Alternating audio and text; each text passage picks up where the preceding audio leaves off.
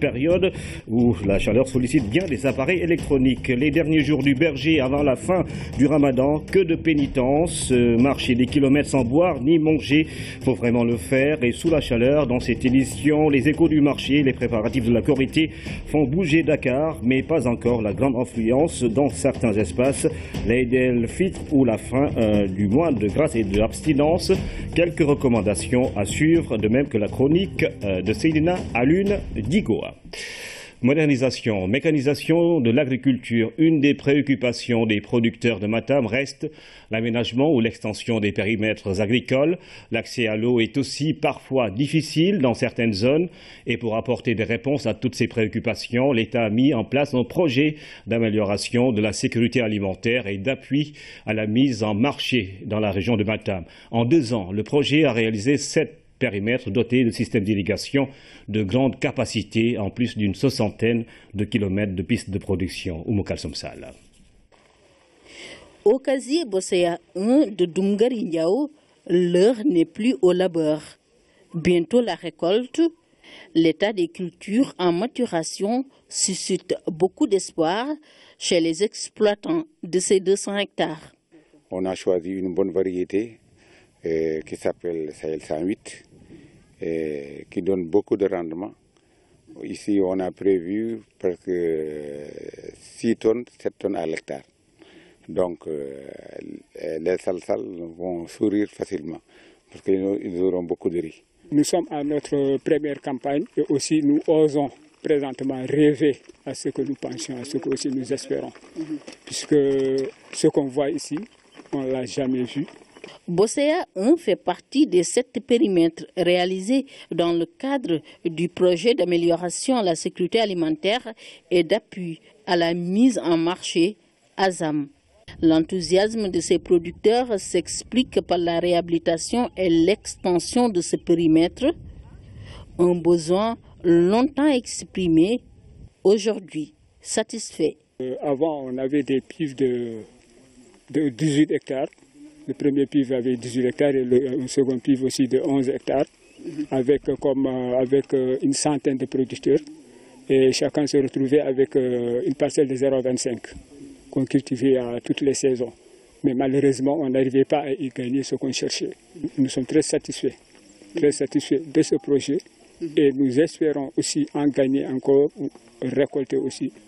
Le projet ASAM vise l'amélioration des conditions de production et de commercialisation des produits de l'agriculture et de l'élevage. Il est financé à hauteur de 14 milliards de francs CFA par l'État du Sénégal avec le concours de l'Agence française de développement. En matière d'aménagement, nous avons aménagé donc 1260 hectares de périmètres irrigués répartis donc sur 7 casiers essentiels. Donc le besoin était là parce qu'à un certain moment donc les aménagements étaient devenus vraiment très dégradés et abandonnés pour certains. Donc c'est avec ce concours donc de l'AFD, l'État en a donc profité pour réhabiliter ces périmètres irrigués villageois et les étendre donc en les transformant en casiers. Ce périmètre, à l'image des autres réalisés par le projet, est doté d'une station de pompage et d'un système d'irrigation moderne. Pour chaque hectare aménagé, ASAM a investi 6 millions de francs CFA. Avant, quand on avait les pives, on cultivait, mais au dernier moment, on rencontrait des problèmes. Parce qu'il y a des moments que le fleuve tarissait aussi. Le fleuve tarissait, on n'arrivait pas à y trouver de l'eau. On avait aussi des problèmes de motorisation, les motopompes qui causaient problème. Aujourd'hui, avec la station de pompage, vraiment, on est satisfait à 100%. Encore pour irriguer, au lieu de prendre une pelle et ouvrir et fermer, nous avons des chevaux. Donc, même les paresseux peuvent travailler. C'est-à-dire que ce n'est plus fatigant par rapport au pives. C'est une conception qui a été réalisée souvent, donc ce qu'on appelle la maîtrise totale de l'eau, donc avec une station de pompage, un réseau d'irrigation porté avec des canaux portés, un réseau de drainage, un réseau de pistes, etc., etc. Donc c'est avec toutes les communautés donc modernes qu'un aménagement donc doit avoir qu'on a réalisé donc cet aménagement-là. Donc chaque producteur, chaque parcelle donc reçoit l'eau à temps et peut drainer à temps sans problème. De gros investissements certes, mais le résultat attendu en vaut le coup. C'est un apport donc annuel de 15 000 tonnes de paddy que le projet, que les aménagements auront donc à contribuer dans la production régionale de Matam. Donc c'est extrêmement important. Ça cadre parfaitement avec donc la volonté politique de l'État, donc déclinée à travers le PRACAS. Il faut construire la dynamique de l'État. L'État investit où on travaille. Et on sort la production en ce moment-là. Chacun de nous va être content de l'autre. Et l'État, c'est nous. Pour savoir qu'il y a un avancement, il faut faire deux productions.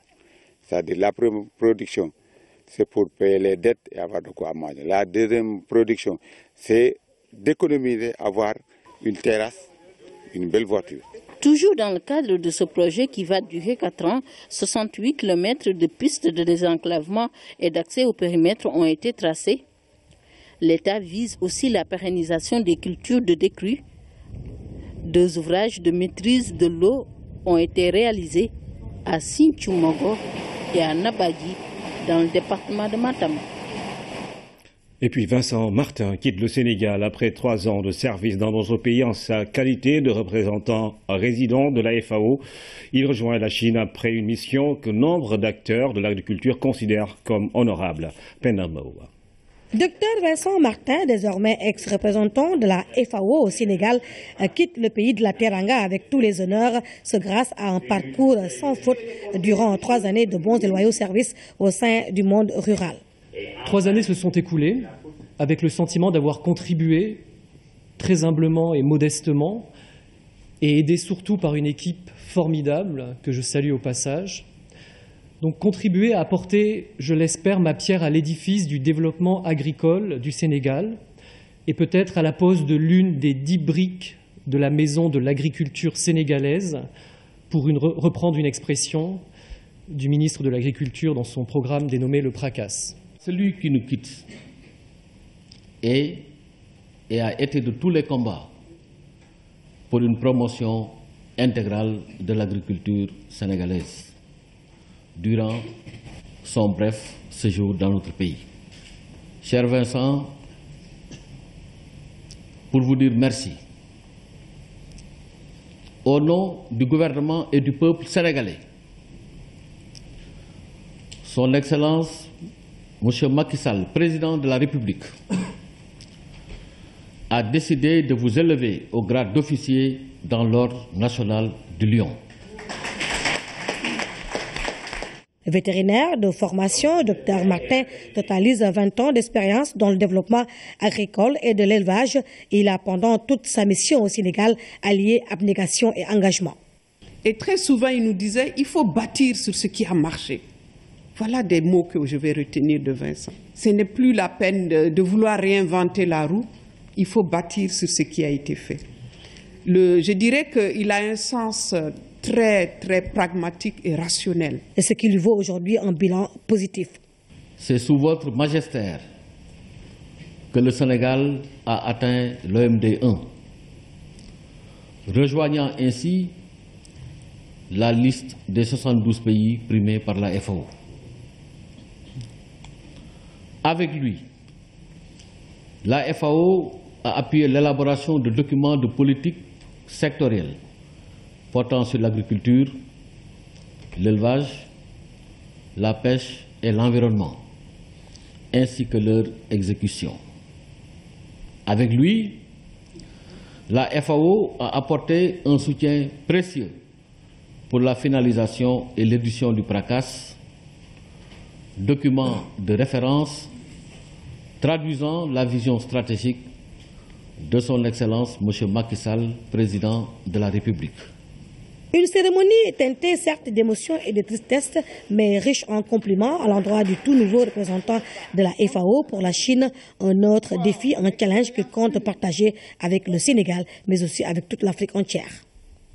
Il préoccupe le monde entier. Le virus Zika a été identifié tout récemment en Guinée-Bissau. On ne peut pas encore parler d'épidémie dans ce pays voisin, mais des mesures de prévention sont nécessaires afin de parer à toute éventualité. Pour ce faire, les autorités sanitaires du Sénégal renforcent les actions de lutte contre les moustiques puisqu'ils sont les vecteurs de ce virus Zika. Les explications d'Oumou Baldé. Le virus Zika, fait reparler de lui. Il se signale de plus en plus près. Dernier foyer annoncé, la Guinée-Bissau. Pour ne pas se faire surprendre, le Sénégal prend les devants. Les mesures de lutte préconisées contre le paludisme sont les mêmes que celles qui sont préconisées contre Zika, c'est-à-dire la lutte contre le vecteur à travers l'utilisation des moustiquaires imprégnés, mais les autres mesures de lutte également, c'est tout ce qui lutte contre la pullulation des moustiques, notamment dans les maisons, c'est d'éviter là où les moustiques peuvent se développer, les pots de fleurs ou bien tous les récipients qui peuvent contenir des eaux stagnantes, où nous avons des sites de surveillance sentinelles dans toutes les régions, n'est-ce pas, qui donc essaient de voir à chaque fois qu'une personne présente des signes dont il faut rappeler qu'ils sont voisins des signes du paludisme, comme la fièvre, des éruptions cutanées, une conjonctivite, ou bien qu'elle présente même un ictère fébrile, c'est-à-dire les yeux jaunes avec une fièvre. Ces personnes font l'objet systématiquement d'un prélèvement. On recherche systématiquement également le virus Zika. Surveillance et sensibilisation, deux actions qui constituent pour l'instant les réponses adéquates, puisque la maladie à virus Zika n'a ni vaccin ni traitement spécifique. C'est une maladie vectorielle, donc elle est transmise par un vecteur. Le vecteur est un moustique que nous appelons communément Aedes. C'est un moustique qui également transmet d'autres types de maladies, comme une maladie que nous appelons la dengue, comme une maladie que nous appelons la fièvre jaune, comme une maladie que nous appelons le chikungunya. Ajoutez également que c'est une maladie classiquement qui n'est pas létale, comme on le dit chez nous. Classiquement, c'est une maladie qui n'est pas mortelle, mais qui peut avoir des complications. Mais ces complications également, c'est surtout chez la femme enceinte. L'enfant qui ultérieurement peut naître peut avoir des malformations à type de microcéphalie, c'est-à-dire de petite tête. Il y a d'autres également complications comme ce que nous appelons des problèmes neurologiques, le syndrome de Guillain-Barré. C'est des complications neurologiques également. Pour barrer la route à ce virus redouté pour ses complications, surtout pour les femmes enceintes, la principale recommandation est d'éviter au maximum l'exposition aux moustiques. Le moyen le plus efficace reste la moustiquaire. La chaleur s'installe petit à petit à Dakar. Dans les autres régions du Sénégal, les températures sont déjà à la hausse, 30 à 40 degrés environ. En cette période de canicule, les factures d'électricité augmentent également et pourtant, des alternatives pour réduire votre consommation existent bel et bien. Celle qui fait tendance actuellement, c'est le solaire. Avec ces panneaux, vous pouvez produire votre propre énergie, mais attention à ne pas la revendre à des tiers. Il y a des Sénégalais qui ont déjà fait l'option de cette énergie renouvelable et déclarent avoir plus de satisfaction. L'ère du solaire a-t-elle sonné au Sénégal? C'est le dossier de cette édition avec Sarah Louya. C'est connu. En période de forte chaleur, la consommation des ménages et des entreprises en électricité est nettement en hausse. Ventilateurs, réfrigérateurs, climatiseurs et autres appareils tournent souvent à plein régime. Conséquence, les factures d'électricité grimpent, une situation difficile pour beaucoup. On a les ventilateurs, plus les réfrigérateurs et tous les autres là pour conserver les aliments qui marchent, donc c'est plus cher. Il m'arrive parfois même de payer plus de 90 000 par mois. En temps de chaleur, je paye 30 à 35 000. En temps de fraîcheur, c'est entre 10 et 15 000. Alors pour se sortir de cette ornière, certains ont opté pour le mix énergétique. C'est le cas de Mamadou Fall, adepte des panneaux solaires encore appelés photovoltaïques. La famille Fall vit dans une villa R+2, une maison hybride équipée en kit solaire domestique de dernière génération. Visite guidée. La machine à laver, la vaisselle, donc il y a le micro-ondes. Tout le besoin énergétique est couvert par l'énergie solaire, à 100%, de jour comme de nuit. On a 8 splits dans la maison, on a 4 frigos, on a, je crois, 6 télés qui marchent dans la maison et tout est au solaire. Pour l'entretien, vous n'avez qu'à nettoyer, par exemple, les panneaux solaires tous les 15 jours. Avec de l'eau, uniquement de l'eau. Toutes ces installations ont bien un coût. Il se chiffre à plusieurs millions de francs CFA.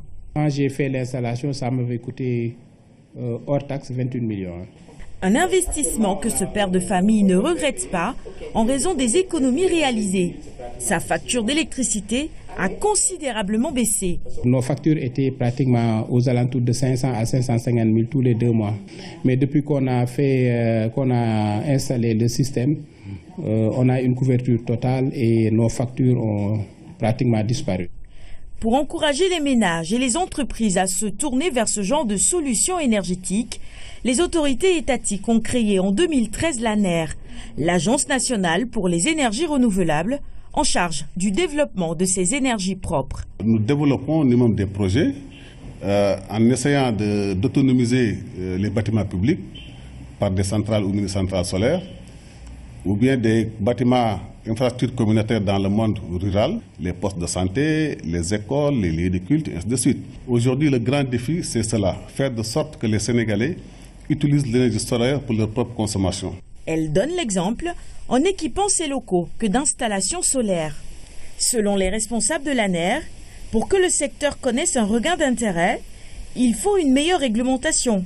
Ceci pour garantir la qualité du matériel et des installations. C'est pourquoi l'agence travaille à la mise en place d'un programme de certification et d'un laboratoire de contrôle. Ce qui a freiné le soleil jusqu'à présent, c'est la qualité des équipements qui ont été utilisés et qui ne sont pas malheureusement de bonne qualité et effectivement dont la durée de vie est très courte et des pannes survenaient souvent. Nous sommes en train de travailler avec l'UEMOA et l'ECRE. L'ECRE, c'est l'organisation de la CEDEAO pour le développement des énergies renouvelables, pour la certification de techniciens, d'ouvriers, de poseurs dans l'exploitation et l'installation et même la maintenance des kits solaires.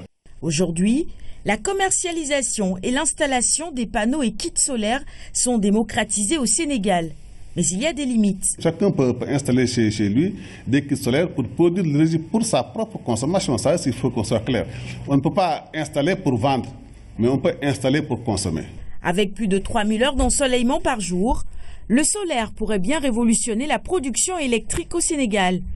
La mise en place d'un fonds d'aide et la réduction des taxes fiscales pourraient permettre de booster le secteur et le rendre plus accessible aux citoyens. Nous vivons les dernières heures du mois béni de Ramadan. S'il y a des musulmans qui attendent impatiemment la fin de ce mois de Ramadan, c'est bien les bergers. Ils font de très longs parcours à la recherche de pâturage sous le chaud soleil. Dans quelques heures, tout cela ne sera que souvenir. En attendant, le bétail suit son maître, Claire Diop.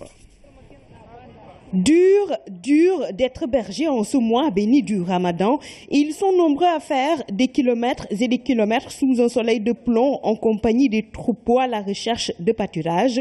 Le voyage peut durer des heures, des jours, voire des mois. Le constat est que dans cette zone centre, plus de la moitié de la population pratique et vit de l'élevage. Le métier est compliqué de nature, notamment pour ceux qui possèdent les petits ruminants. À cela s'ajoutent les exigences du Ramadan. À bout de force, observer une pause s'impose. Nous sommes en période de canicule, il fait très chaud en brousse et notre métier est très difficile. Il faut beaucoup marcher sous le chaud soleil, la marchandise est chère, le transport est difficile. Le travail d'un berger est loin d'être facile. Le fait de marcher avec la bête, c'est assez simple. Mais ceux qui sont dans la forêt avec cette chaleur, le Ramadan et l'insécurité, c'est pénible. Les marchandages interminables avec les clients fatiguent encore plus. Malgré la soif, il faut beaucoup parler. Moi, je viens d'acheter la vache à 175 000 francs. Les clients vont venir et te proposer beaucoup moins que ça, vous voyez. Moi aussi, je ne peux pas proposer des prix exorbitants, vous voyez. Il faut beaucoup discuter. Les clients marchandent mais n'achètent souvent pas. Ils proposent des prix qui ne nous arrangent pas. C'est très difficile avec le Ramadan.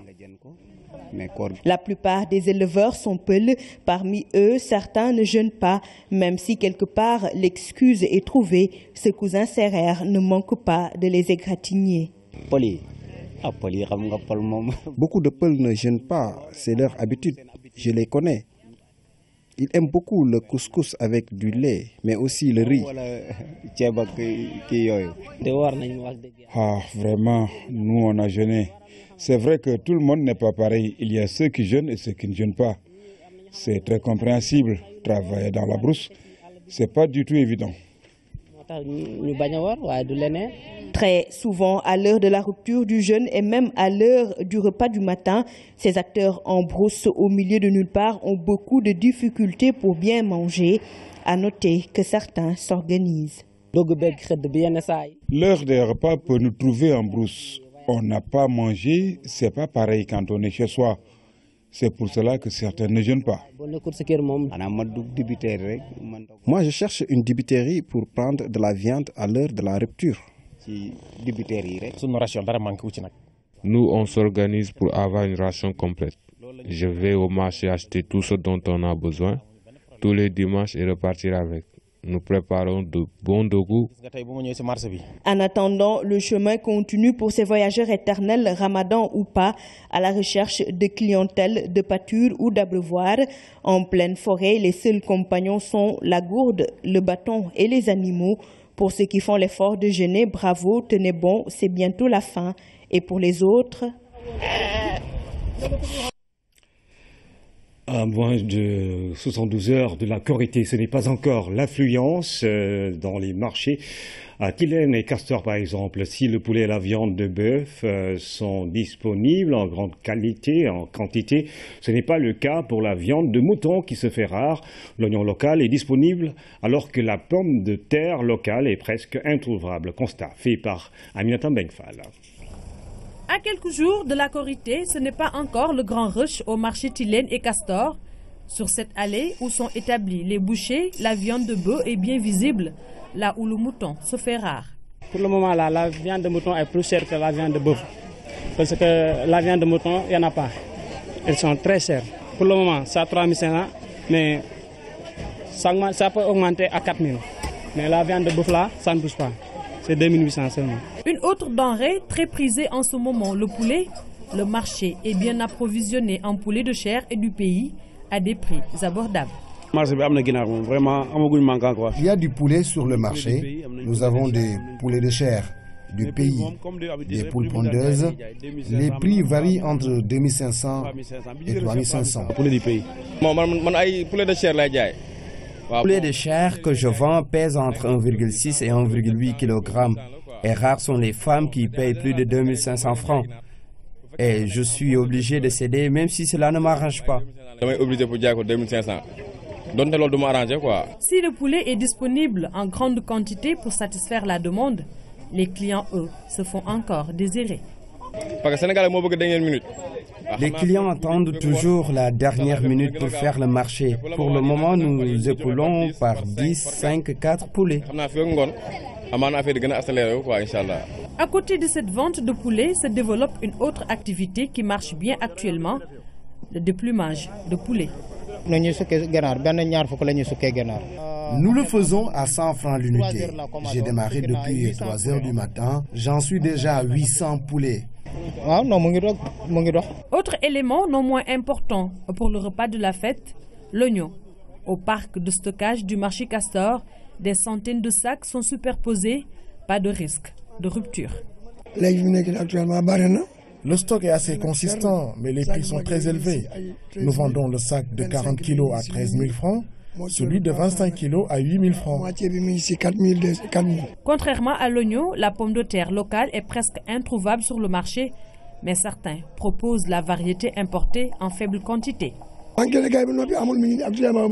en a vraiment pas. D'ici demain, la situation risque d'empirer. Il y a la pomme de terre importée à 7 000 francs le sac, mais la quantité est très limitée. Pour les femmes désireuses d'accompagner le repas de la fête avec des crudités, il faudra débourser un peu plus. Les prix des légumes ont connu une hausse. Les légumes sont chers. La tomate est aujourd'hui à 700 francs le kilo, alors que c'était fixé à 500 francs. La betterave est à 1200 et le poivron à 2000 francs. Le concombre coûte aujourd'hui 1200 francs le kilo, alors que le navet et la carotte sont cédés à 500.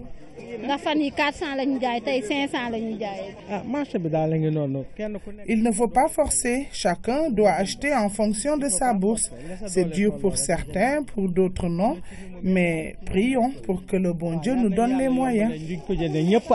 L'ail, le poivre ou encore le piment, entre autres condiments, n'ont pas connu d'augmentation. De même que le lait, le mil devant entrer dans la préparation de la bouillie, souvent servie le matin de la Korité. C'est un jour de fête qui se prépare donc pour les musulmans. L'Aïd el-Fitr qui marque la fin de 29 ou 30 jours de jeûne. Prier, demander pardon, cultiver la paix et la convivialité sont les principales recommandations. Nous voyons tout cela avec Armnawa.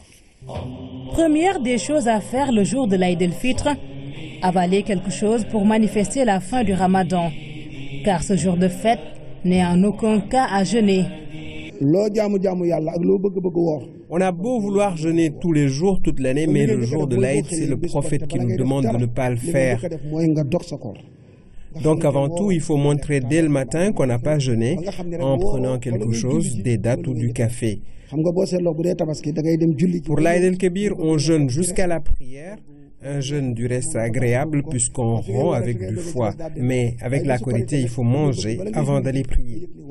Passé cette étape, on s'apprête à aller prier, mettre de préférence des habits neufs, blancs si possible, en chemin, avoir en bouche le nom de Dieu.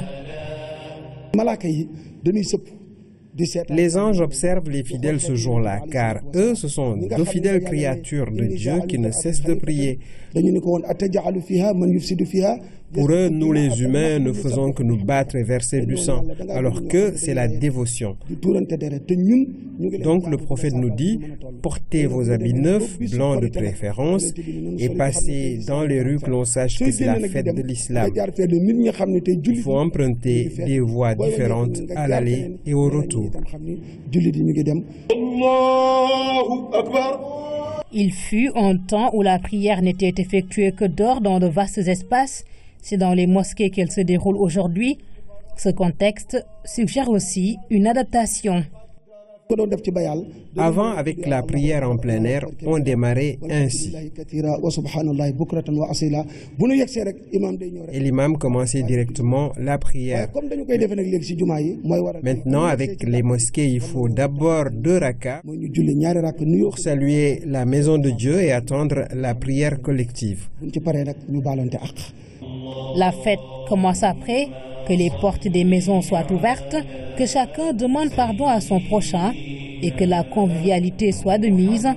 C'est cela l'Aïd el-Fitr. L'apparition du croissant lunaire est souvent sujette à des polémiques dans la Oumma. De quoi susciter des divisions dans la datation d'événements religieux, plus particulièrement celle du début et de la fin du Ramadan. Pourtant, le recours à la science pourrait faciliter les choses. C'est ce que nous dit Seydina Lunjiko dans sa chronique du jour. Le mois de Ramadan de cette année n'aura pas échappé à ce qui est devenu une bien malheureuse habitude. Le début et la fin de son observance dans la division. L'union de la communauté des croyants prônée par l'islam prend un sacré coup. Le tout est nourri par des antagonismes dans les méthodes de détermination quant à l'apparition du croissant lunaire. Les camps sont nombreux et campent sur leur position. Celles-ci sont essentiellement géographiques, entre ceux qui se fient à l'apparition lunaire à la Mecque, centre spirituel de la Oumma, ceux qui la lient à leur environnement immédiat et ceux pour qui la logique locale s'étend dans leur sous-région, voire leur région. À ces catégories s'ajoutent sans doute d'autres, mais celle qui somme toute est à même de réconcilier est celle-là même incarnée par les adeptes du calcul astronomique. L'avancée de la science est telle qu'elle permet de prendre en compte la minutie du calcul par lequel le Soleil et la Lune se succèdent tel qu'exprimé dans le texte coranique. L'alignement entre eux et la Terre, le calculé, relève de l'évidence pour l'astronomie moderne. Mais puisque la détermination de la conjonction ne suffit pas pour se conformer au hadith authentique du reste qui rend nécessaire la vue par les croyants de la Lune, il est possible de définir quand et où le satellite naturel de la Terre est visible. Mieux, une photographie à l'instant même de la conjonction est tout à fait réalisable. Ainsi, ce procédé facilite la vision de la nouvelle et unique lune qui marque le début du mois lunaire tout en étant fidèle au savoir scripturaire. Le choisir ne serait en aucun cas une entorse à celui-ci. Nous parlons bien d'une religion qui, pour être strictement fidèle au commandement divin, a soumis au calcul astronomique les heures de ses prières quotidiennes. 14 talibés, 19 familles et 52 enfants retirés de la rue. Nous faisons le point sur une autre actualité. La troisième phase du plan de retrait d'urgence des enfants de la rue est lancée le 4 juillet. Ce 4 juillet donc, l'opération menée par le ministère de la Famille et la brigade des mineurs a été un succès. La direction de la protection de l'enfance en situation vulnérable rassure, tout est mis en œuvre pour un retrait progressif des enfants des rues sur l'ensemble du territoire national. À Kaolack, la mesure prise par l'État du Sénégal de sortir tous les enfants talibés de la rue est saluée par les acteurs. Des initiatives locales ne manquent pas pour assurer une meilleure santé aux enfants talibés ainsi qu'aux maîtres coraniques. Le dernier recensement sur place fait de 150 000 enfants talibés et plus de 400 daras. Claire Diop. Quelle stratégie entreprendre pour l'amélioration de la santé des enfants talibés et des maîtres coraniques? La question préoccupe au plus haut point. À Kaolack, ils sont talibés, maîtres coraniques, imams, services déconcentrés, partenaires techniques et financiers. À réfléchir pour apporter des solutions durables. À ce jour, beaucoup de difficultés sont à noter dans les daras. Même enseignants coraniques. Les enseignants coraniques sont très fatigués. Même pour assurer la dépense quotidienne, c'est compliqué. Ils ne peuvent pas subvenir aux besoins des enfants. Certains en ont 100 et même plus. Les parents ne donnent que 150 francs au marabout. Vous voyez ce que cela fait. À cela s'ajoute la non-application des règlements, insuffisance et inadaptation des infrastructures et équipements. Le dernier recensement date d'il y a 4 ans. Ne serait-ce que pour le département de Kaolack, le nombre d'enfants talibés est important. Nous avons répertorié plus de 150 000 talibés répartis dans plus de 460 daras. Rien que dans le département. Qui mérite une attention particulière parce que personne vulnérable.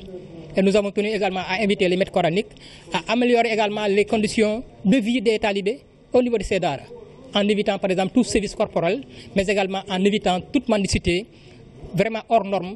Le plan de retrait d'urgence des enfants de la rue, une décision de l'État jugée historique par les acteurs à la base, notamment par le COSOMEC, Conseil supérieur des organisations des maîtres coraniques du Sénégal, section Kaolack. Tous les daras doivent se mobiliser pour un changement radical. Et l'État nous invite à cela. Aujourd'hui, les arabisants vont à l'université. Et c'est à cause du président de la République. Les daras et l'État doivent travailler ensemble pour le futur du Sénégal. La structure va accompagner l'État. Son ambition contribuer à l'amélioration des conditions de vie et d'apprentissage dans les écoles coraniques. Cela par le renforcement des capacités et des compétences des acteurs de l'éducation islamique. Direction Fatima, dans cette ville, lieu de pèlerinage au Portugal, la vente des objets de piété et de décoration est un commerce qui marche. Chapelets, statuettes de Notre-Dame de Fatima et autres produits font l'affaire des vendeurs. Constat de notre envoyé spécial, Anaïs Nyayamane.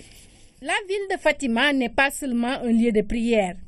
Autour du sanctuaire se développe un commerce florissant d'objets de piété. Oui, il vient beaucoup de monde ici. Il prend quelque chose, tout le monde. Mais on vend beaucoup. Chapelets, médailles, statuettes, bougies et même de l'eau bénie, des objets bien prisés par les pèlerins. Ça dépend. Ça, c'est plutôt le matin et puis plutôt fin d'après-midi parce que les gens, ils ont la messe et des choses comme ça. C'est pas très régulier, mais c'est saisonnier. C'est on va dire, de mars jusqu'à octobre. Ça marche et après on a la période d'hiver. Un peu plus loin, d'autres souvenirs. La vente de poterie est également bien développée. Des vases et ustensiles de cuisine de toutes formes et pour toutes les bourses. Il y a des choses qui sont chères, mais il y a des autres qui ça coûte 1 euro, c'est pas cher. Mais il y a 100 euros, 1200 euros. Il y a des chapelets à 1 euro, il y a des 15 euros. Un tour dans la ville de Fatima permet aux pèlerins de prier et de faire de bonnes affaires. La page internationale de cette édition nous conduit en France, aux États-Unis, en Arabie Saoudite, en Ouganda, mais également en Irak, où 3 jours de deuil national sont observés en hommage aux victimes de l'attentat de ce dimanche à Bagdad. Plus de 200 personnes ont trouvé la mort dans cette attaque. La synthèse de Sarah Luya. En Irak, un attentat suicide à la voiture piégée revendiqué par l'État islamique a eu lieu à Bagdad dimanche matin. Bilan provisoire, plus de 213 morts et près de 200 blessés. L'attaque a visé le quartier chiite de Karada, où de nombreux habitants vont faire leurs courses avant la fête marquant la fin du Ramadan. Il s'agit de l'attentat le plus meurtrier perpétré dans la capitale cette année. Le gouvernement a décrété 3 jours de deuil national qui démarre ce lundi. Ce deuil remplace la fête de 2 jours de la fin du Ramadan. En France, les hommages se poursuivent suite au décès de l'ancien Premier ministre socialiste Michel Rocard. L'ancien chef du gouvernement de François Mitterrand entre 1988 et 1991. Michel Rocard est mort samedi à l'âge de 85 ans. Figure de la gauche qui incarnait un socialisme conciliant utopie et modernité. Selon les propos du président François Hollande, il avait pour ambition politique de rénover la gauche et la réconcilier avec la réalité sociale. Il s'est longtemps rêvé un destin présidentiel sans jamais y parvenir. Le Premier ministre israélien est arrivé aujourd'hui en Ouganda, 40 ans après le raid d'Entebbe. Son avion a atterri en début d'après-midi sur le lieu même où a eu lieu ce raid qui a permis la libération d'une centaine d'otages. C'est aussi un moment très important pour le Premier ministre israélien car son frère Jonathan, qui faisait partie du commando israélien, a été tué cette nuit du 4 juillet 1976. Cette visite marque le début d'une tournée africaine de 4 jours. Benjamin Netanyahou et sa délégation se rendront ensuite au Kenya, au Rwanda et en Éthiopie. Les États-Unis sont devenus États-Unis d'Amérique le jour de la signature de la déclaration d'indépendance. C'était le 4 juillet 1777, acte fondateur d'émancipation de la couronne britannique. Cette journée est célébrée comme le jour de l'indépendance depuis 1791. Le 4 juillet est un jour férié aux États-Unis et de nombreux feux d'artifice sont au programme. Enfin, c'est également ce lundi à Jeddah en Arabie Saoudite qu'un attentat suicide a visé le consulat des États-Unis. Seul l'auteur de l'attaque est mort. L'incident s'est produit à l'aube sur le parking d'un hôpital à côté de la représentation diplomatique américaine. Cet acte n'a pas été revendiqué. Le consulat de Jeddah avait déjà été la cible d'une attaque en 2004 et qui avait fait 9 morts. Football, Djambar remporte la Coupe de la Ligue pour la première fois de son histoire. Djambar a battu en finale Dakar Sacré-Cœur. C'était hier au stade Demba Diop, score à 3-2 après prolongation. Retour sur les temps forts avec Ibrahim Mboup. Après un titre de champion de Ligue 2 en 2011, champion de Ligue 1 en 2013, Djambar étoffe un peu plus son palmarès avec ce trophée de la Coupe de la Ligue. Un sacre, des émotions, joie et déception d'un camp à l'autre. C'est une énorme satisfaction en fait au juste, parce que c'est la première fois que Djambar remporte ce trophée et j'y participe, donc c'est une énorme satisfaction vraiment. On est vraiment dessus, C'est la deuxième fois qu'on perd une finale, mais alhamdoulilah, on rend grâce à Dieu. Un duel entre centres de formation, les fondamentaux du football appliqués à merveille. 4e minute, le jeu en triangle de Djambar déroute Dakar Sacré-Cœur. Ouverture lumineuse de Dame Gueye, centre en retrait d'Alassane Silla pour Birahim Gaye. Le reste est une question de lucidité. Richard Sagna réagit sur coup de pied arrêté. Ousmane Mané repousse et se blesse au genou sur l'action. Il cède sa place à El Hadji Amadou Sakho à la 35e minute. À l'origine de l'avant-dernière passe sur le premier but, Elimane Cissé se mue en buteur dans le temps additionnel de la première période. Il est bien servi par Alassane Silla, auteur de 2 passes décisives.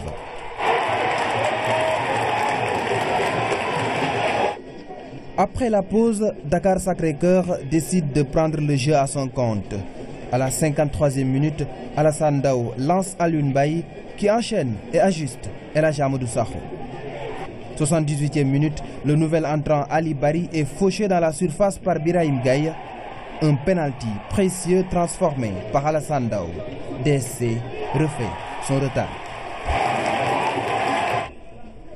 C'est dans la prolongation que le sort du match est définitivement scellé. Sur un exploit personnel, Adama Mbeng donne la victoire à Djambar.